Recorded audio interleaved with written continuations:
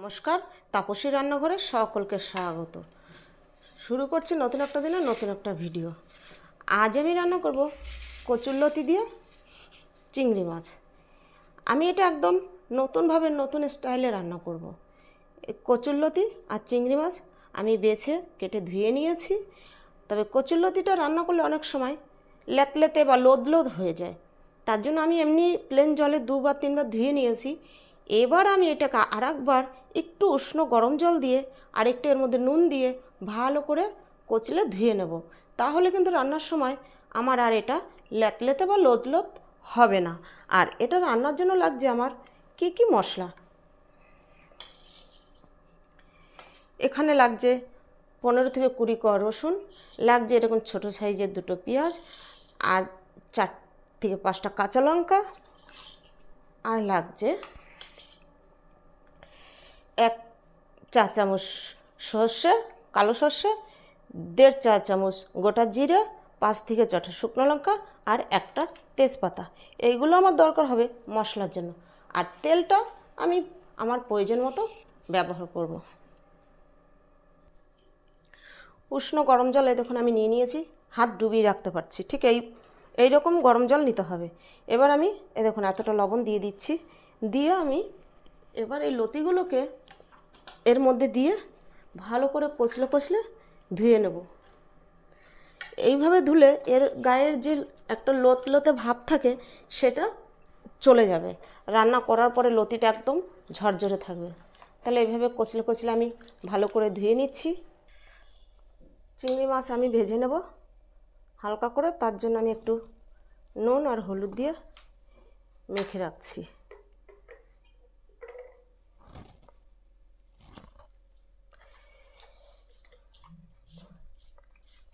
আজ আমি রান্না করব যেরকম করেই এই চিংড়ি মাছ দিয়ে লতিটা একদম খেতে এতটাই ভালো হয় যে মুখে লেগে থাকার মতো। এটা আমি সরিয়ে নিচ্ছি। এবার আমি কচুরলতিতে সব রকম মশলা দিয়ে মেখে নেব। আমি রান্না করব চিংড়ি মাছ দিয়ে হাতে মাখা কচুরলতির বাটি চচ্চড়ি। দিয়ে দিচ্ছি পরিমাণ মতো নুন। আমি একবারে বেশি দিচ্ছি না, যদি পরে প্রয়োজন হয় পরে দেখে দেব। দিয়ে দিচ্ছি পরিমাণ মতো হলুদ।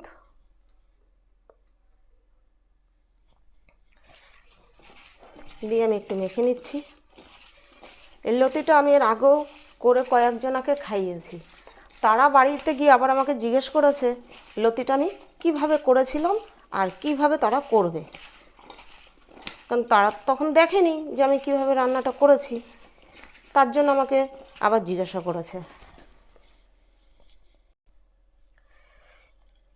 দিয়ে দিচ্ছি রসুন বাটা। রসুনটা দেখুন আমি কিন্তু মিহি করে বাটিনি, এরকম করে বেটেছি।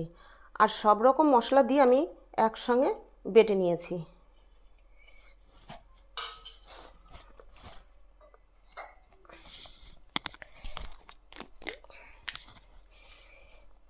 দিচ্ছি 1 টেবিল চামচের মতো সর্ষের তেল।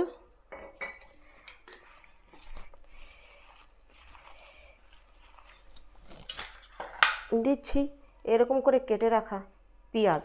পেঁয়াজটা কিন্তু আমি একটু মোটা মোটা করেই কেটে নিয়েছি। এটা দিয়ে আমি ভালো করে 5 মিনিট মাখিয়ে নেব। মাখাতে মাখাতে লতিটা আমার নরম হয়ে আসবে। দেখুন আমার লতি মাখানো কমপ্লিট। দেখেছেন লতির থেকে জল বেরিয়ে এসছে। আর এই দেখুন লতি নরম হয়ে গিয়েছে বলে ভাঙছে না, কিন্তু আমার লতিটা যতই চাপ দিচ্ছি বেঁকে যাচ্ছে কিন্তু ভাঙছে না, তার মানে আমার লতি মাখানো হয়ে গেছে। এবার এটাকে আমি ঢাকা দিয়ে রেখে দেব 5 মিনিট। 5 মিনিট রেস্টে রেখে দেবো, এর নুন মশলার জিনিসটা যাতে ভিতরে ভালোভাবে ঢুকে যায়। 5 মিনিট পরে আমি এটাকে ঠিক করে রান্না করব।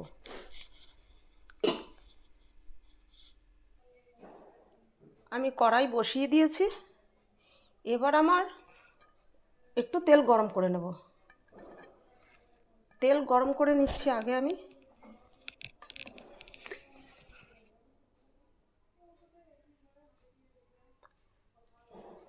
2 টেবিল চামচের মতো তেল আমি গরম করে নিচ্ছি।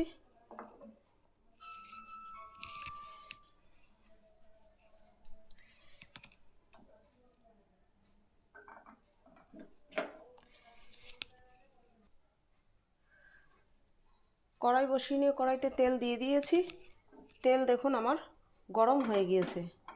আমি যে চিংড়ি মাছ দিয়ে কচুরলতির বাটি চচ্চড়ি করব, ওটা কিন্তু কাঁচা তেলে করব না, তার জন্যই আমি তেলটা গরম করে নিচ্ছি।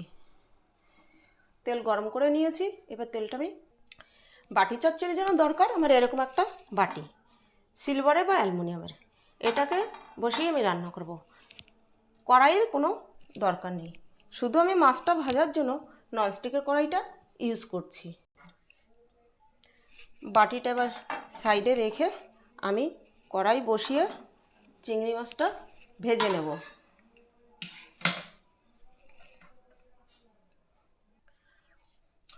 কড়ার মধ্যে যেটুকু তেল আছে আমি এটার মধ্যে আর সামান্য একটু তেল দিয়ে তেলটা গরম করে নিয়ে তারপরে আমি মাছ দিয়ে চিংড়ি মাছ ভেজে নেব। দিয়ে দিচ্ছি চিংড়ি মাছ।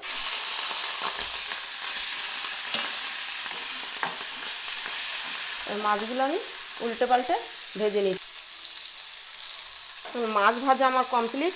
এর থেকে বেশি আমি ভাজবো না, তাহলে মাছটা শক্ত হয়ে যাবে। চিংড়ি মাছ বেশি ভাজলে শক্ত হয়ে যায়। আমি এবার নামিয়ে নিচ্ছি। নামিয়ে নিয়ে আমি এই বাটিতে যেহেতু লতিটাও করব, তাই এই বাটিটা আমি বসিয়ে নিচ্ছি। আমি এটা সাজিয়ে নেব।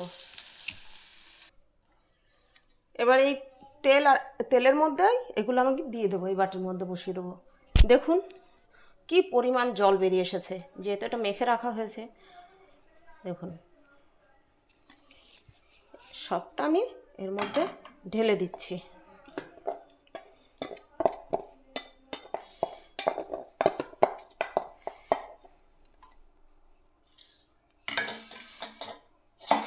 দিয়ে দিচ্ছি ভাজা চিংড়ি মাছ।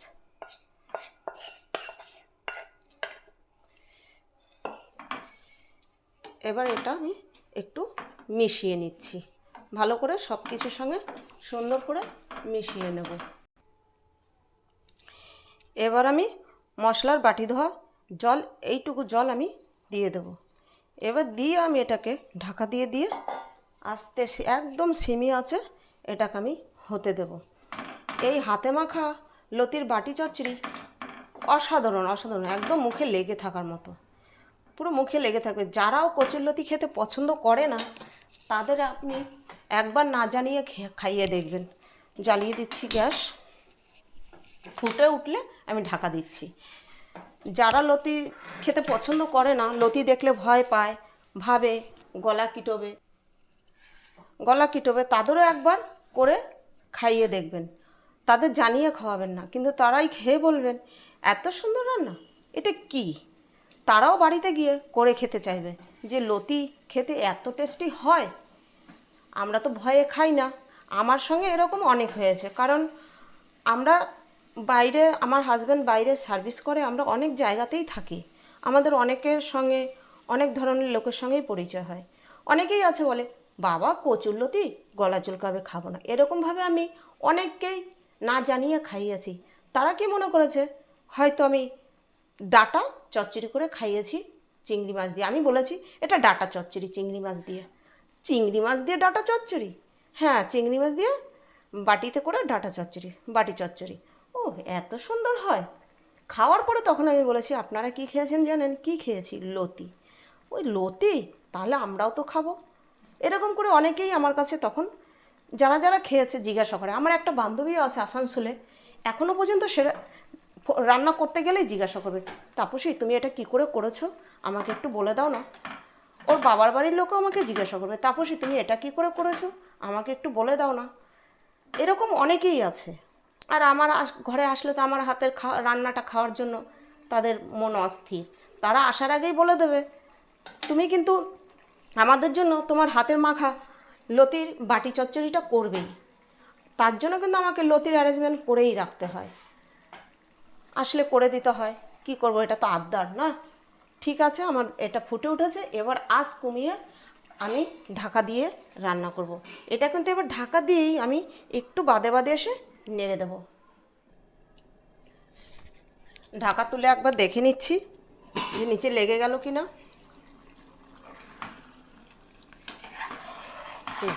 নিচে লেগে যায়নি।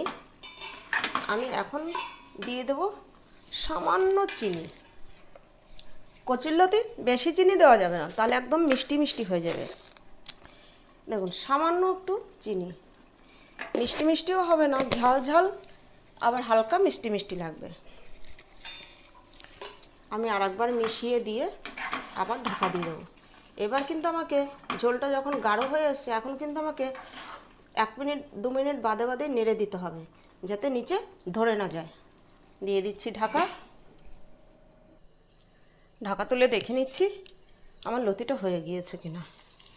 দেখুন লতির বাটি চচ্চড়ি কমপ্লিট, পুরো তেল ছেড়ে দিয়েছে, এক ফোঁটাও জল নেই। আর লতিগুলো দেখুন একদম কিন্তু দানা দানা। এবার তো গরম, কি করে দেখাবো, তাও আমি একবার দেখাচ্ছি। দেখুন লতি কিন্তু পুরো সিদ্ধ হয়ে গিয়েছে, দেখেছেন? শুধু একটা আঙুলের মাথা দিয়ে চাপ দিলে। অথচ লতিতেই গোটা গোটাই আছে। অনেকে আছে এরকম গোটা গোটা লতি খেতেই পছন্দ করে, আর সেটা আমাদের ঘরেও তাই। লতি একদম ঘেটে গেলে সেটা পছন্দ করে না, তার জন্য আমি এইভাবে বাটি চুরি। আর লতির বিভিন্ন রকমের রান্না, বিভিন্ন রকমের রেসিপি যদি পেতে চান, তাহলে আমাকে কমেন্ট করে জানাবেন। আর ভিডিওটা যদি ভালো লাগে একবার হলেও কমেন্ট করবেন। তাহলে ভিডিওটা এখানেই শেষ করছি। ফিরে আসবো নতুন একটা দিনে নতুন একটা